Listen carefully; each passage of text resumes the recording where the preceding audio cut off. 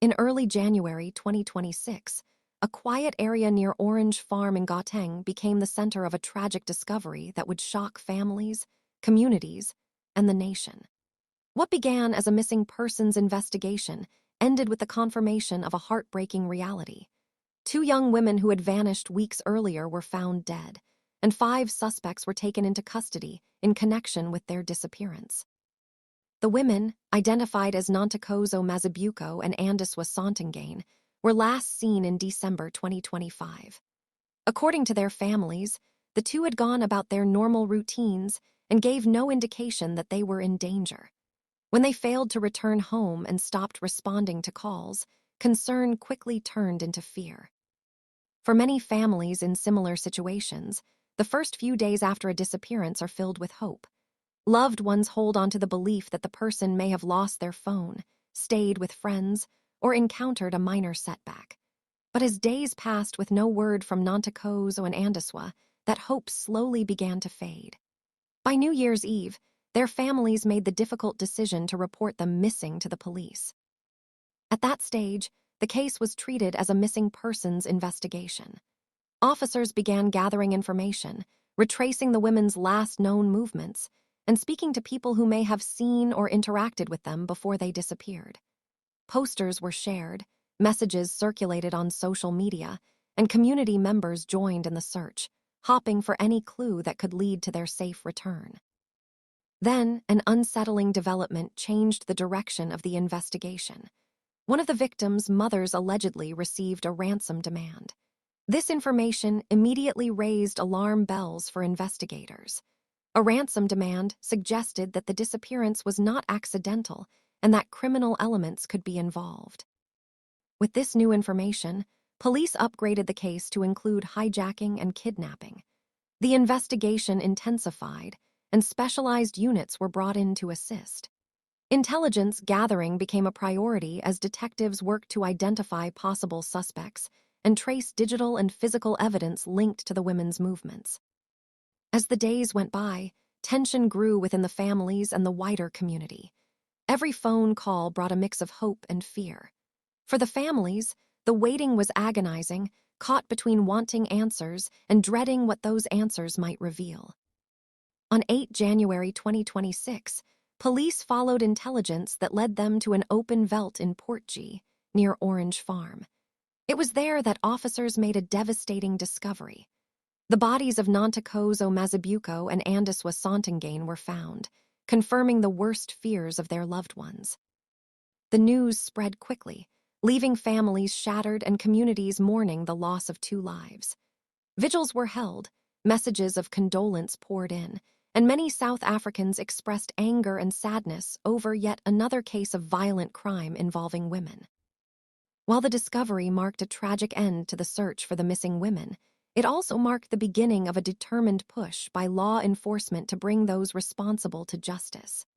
Investigators worked tirelessly to piece together what had happened, relying heavily on intelligence, surveillance information, and cooperation between different police units. Just days later, on 13 January 2026, police made a significant breakthrough. Acting on intelligence information, officers arrested 5 suspects believed to be linked to the crime.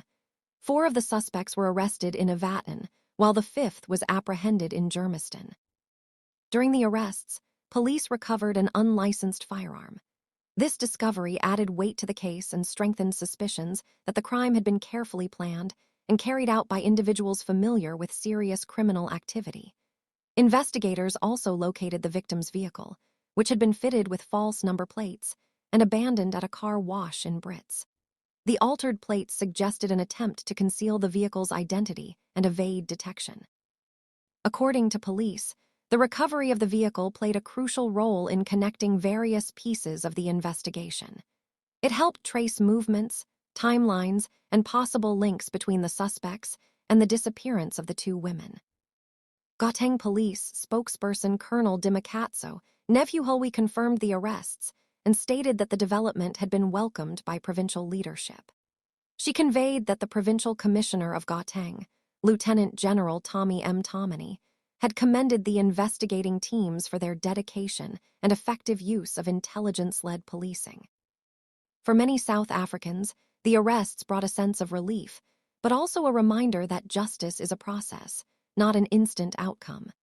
The suspects are expected to appear before the Vereeniging Magistrates Court on 15 January 2026, where they will face charges including hijacking, kidnapping, and murder. The legal process will now determine their fate as the case moves through the courts.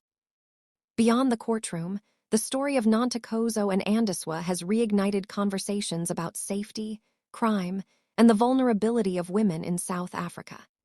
Each year, countless families experience similar pain, the sudden disappearance of a loved one, followed by weeks or months of uncertainty. This case also highlights the emotional toll such crimes take on families. The waiting, the unanswered questions, and the eventual confirmation of loss leave deep scars that do not fade easily. For the mothers, fathers, siblings, and friends of the victims, life will never be the same. Community leaders and activists have once again called for stronger measures to protect women and for communities to work more closely with law enforcement. While arrests are an important step, many argue that preventing such crimes in the first place must be the ultimate goal. The investigation into the deaths of Nontokozo, Mazibuko, and Andiswa Sontangane is still ongoing. Police continue to gather evidence, and further details may emerge as the case proceeds through the justice system. Authorities have urged the public not to speculate and to allow the legal process to take its course. As South Africa reflects on this tragic case, it serves as a painful reminder that behind every headline are real people, real families, and real loss. Nontokozo and Andiswa were more than names in a news report. They were daughters, friends, and members of their communities, whose lives were cut short far too soon.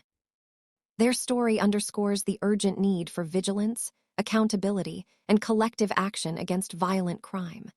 While justice may bring some closure, it cannot undo the pain left behind. What remains is the responsibility to remember, to learn, and to work toward a society where stories like this become far less common.